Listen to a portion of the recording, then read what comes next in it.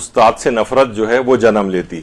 جب یہ آیت اللہ خامنہئی بھی فرماتے ہیں شاگرد کو کسی بھی حالت میں مارنا جائز نہیں, اور آیت اللہ سیستانی کا ایک تفصیلی مسئلہ ہے وہ بھی آگے چل کر آئے گا. تو شاگرد کو اس لحاظ سے جسمانی سزا دینا, اس کے متبادل سزائیں وہ بھی ہم ڈسکس کریں گے, لیکن جسمانی سزا دینا, مارنا پیٹنا, تو وہ یہ منع فرماتے ہیں. اچھا دیکھیے, جب ابھی مارنے کی اجازت ملے گی کچھ شرائط کے ساتھ, وہ بھی اس وقت ہے کہ کچھ خاص موارد کے اندر. یہ نہیں کہ بچہ مثلا اچھا نہیں پڑھ رہا ہے تو اس کے اوپر اس کو مار پیٹ ہو رہی, یا وہ مثلا جو ہے اچھے نمبرز اور اچھے گریڈ نہیں لا رہا ہے تو اس کو مار پیٹ ہو رہی ہے اس کے ساتھ. بچہ پڑھ جائے, یعنی پڑھ رہا ہے, پاس کر رہا ہے, وہ مثلا فرسٹ ڈویژن وغیرہ بھی لا رہا ہے بالفرض, لیکن ظاہر ہے کہ اتنے گریڈز نہیں لا پا رہا ہے وہ کہ مثلا اس کا میڈیکل کالج میں ایڈمیشن ہو, یا مثلا انجینئرنگ یونیورسٹی میں ہو, یا تھوڑا سا اور نیچے چلے جائیں, میٹرک, او اے لیولز وغیرہ, وہ گریڈ اتنے نہیں لا پا رہا ہے. اب اس پہ والدین پٹائی لگا رہے ہیں. کتنے ایسے معاشرے کے اندر ہیں بے پناہ. تو یہ دیکھیے, اسلام اس وقت اس کو مارنے کی اجازت نہیں دیتا ہے.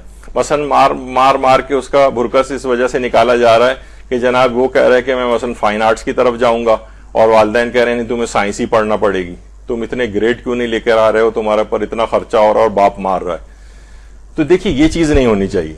میں اکثر وہی کہ اپنے بہت سے پرسنل ایکسپیرینس بتانے کا آج کل مجھ پہ بھوت سوار ہوا ہے, تو یہ دوبارہ سن لیجئے ایک اور, کہ مثلا جب میں کلاس 8 میں تھا تو ہمارے والد صاحب جو تھے وہ بڑے اسٹرکٹ تھے, مرحوم و مغفور ہو گئے ہیں, تو وہ بڑے سخت تھے, اور ان کی ڈکشنری میں سیکنڈ نام کی کوئی چیز نہیں تھی. جو آنا ہے فرسٹ آنا ہے, سیکنڈ کوئی چیز نہیں. تو کلاس 8 میں میرا جو ہاف ایئرلی ایگزامن تھے اس کے اندر سیکنڈ نمبر آیا. کلاس میں نے جب رپورٹ اپنے والد کو دکھائی تو انہوں نے رپورٹ اٹھا کے پھینک دی, کہا سیکنڈ کوئی چیز ہوتی ہی نہیں ہے, صرف فرسٹ ہوتا ہے. اچھا بہرحال میں نے اس کو پازیٹیو لیا, لیکن اب میں سوچتا ہوں اس کا بہرحال مجھے فائدہ بھی ہوا, یعنی کہ پھر اس کے بعد ویسے ہی بتا رہا ہوں بچپنے کی بات, کہ اس کے بعد پھر جب فائنل ایگزام ہوئے تو اسکول کے جتنے سیکشنز تھے اس میں پھر میں نے فرسٹ پوزیشن لی تھی. لیکن کیا ہے کہ بہرحال اب میں سوچتا ہوں کہ والد کا اقدام صحیح نہیں تھا. یعنی اتنا زیادہ اسٹریس میں کسی کو ڈالنا کہ نہیں اس کو صرف فرسٹ آنا ہے, فقط اتنے گریڈ ہی لے کر آنا ہے, تو بچہ بہت اسٹریس میں جا سکتا ہے. یہ اچھا نہیں تھا. ٹھیک ہے میرے لیے کچھ پازیٹیو ہو گیا, لیکن عام طور پر لوگوں کے ساتھ پازیٹیو نہیں ہوتا.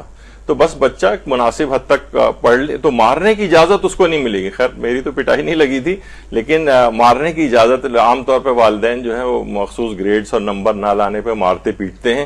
اس کی تو بالکل اجازت نہیں ہے, اور باپ بھی اگر مارے گا تو دیت کو سنبھال کے رکھنا پڑے گا, اور بالغ ہونے کے بعد بچے کو ادا کرنا پڑے گی. ابھی تفصیل اس کی آئے گی. تو بچے کو اس طرح سے مارنا یہ بالکل اس کی اجازت نہیں. جب بھی پیغمبر اکرم صلی اللہ علیہ وآلہ وسلم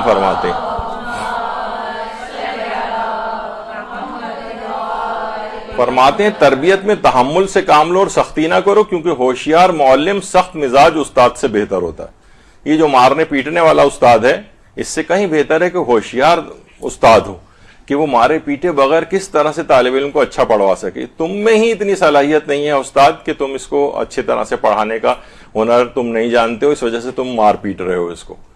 تو بہرحال مارنے پیٹنے والا مسئلہ یہ نہیں ہونا چاہیے. پھر مارنے پیٹنے سے ایک اور چیز ہوتی ہے کہ بچے میں جو مثبت اور پازیٹیو اس کی صلاحیتیں ہوتی ہیں نا وہ زائل ہو جاتی ہیں. مثلا وہ جناب بن سکتا ہے اچھا کیلیگرافسٹ بن سکتا ہے, اسلامک کیلیگرافی میں اس کا شوق ہے, آرٹس کی طرف جانا چاہتا ہے. اب باپ مار کر اس کو مثلا نہ سائنس میں لے آیا ہے, کہہ رہے تمہیں یہی کرنا پڑے گا. اب بچہ اس میں بھی نہیں چل پا رہا کیونکہ اس کی دلچسپی اس کے اندر نہیں. تو کیا ہے اس کی وہ مثبت اور پازیٹیو صلاحیتیں یہ دم توڑ جائیں گی. اور بھی بہت ساری, اتنا وقت نہیں ہے, ورنہ جو اس کی مثبت صلاحیتیں بچے کی وہ زائل ہو جاتی ہیں. اسی طرح سے بچہ بار بار کی مار سے ڈھیٹ اور بے حیا بن جاتا ہے, اس پہ پھر اثر نہیں. ٹھیک ہے جب میں برا ہوں تو ہو گیا ہوں, اب وہ بار بار اسے پتا ہے کہ 10 15 20 50 100 دفعہ میں پہلے بھی پٹ چکا ہوں, 100 دفعہ اور بھی پٹ سکتا ہوں, تو وہ کیا ہے وہ ڈھیٹ اور بے حیا بن جاتا ہے. یہ والی چیز, اور اس کا سبب والدین ہیں, وہ اس کو یہ ڈھیٹ اور بے حیا بنانے میں ان کا بڑا دخل ہے. انہوں نے کیوں اس طرح سے مارا پیٹا اس کو, یہ سب مسائل اس کے اندر ہوتے ہیں. جبھی امیر المومنین علی ابن ابی طالب علیہ السلام فرماتے ہیں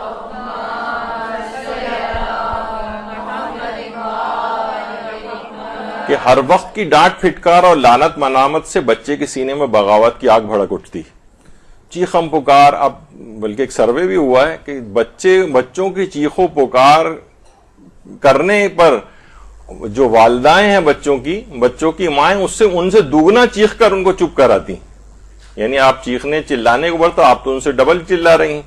تو یہ اس میں کیا ہوتا ہے, ہر وقت تنقید, ہر وقت ڈانٹ پھٹکار, ہر وقت لعنت ملامت, بچے کے سینے میں بغاوت کی آگ بھڑک اٹھتی.